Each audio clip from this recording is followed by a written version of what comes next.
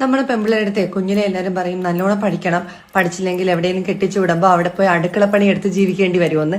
സത്യം പറഞ്ഞാൽ നമ്മൾ പഠിച്ചാലും പഠിച്ചില്ലെങ്കിലും അടുക്കളപ്പണി എടുത്താലേ പറ്റുള്ളൂ കേട്ടാ. പഠിച്ചാൽ ജോലിക്കും പോകണം, അടുക്കളപ്പണി എടുക്കണം. പഠിച്ചില്ലെങ്കിൽ അടുക്കളപ്പണി മാത്രം എടുത്താൽ മതി. അപ്പം ഏതാ നല്ലത് ആലോചിച്ച് തീരുമാനിക്കാം.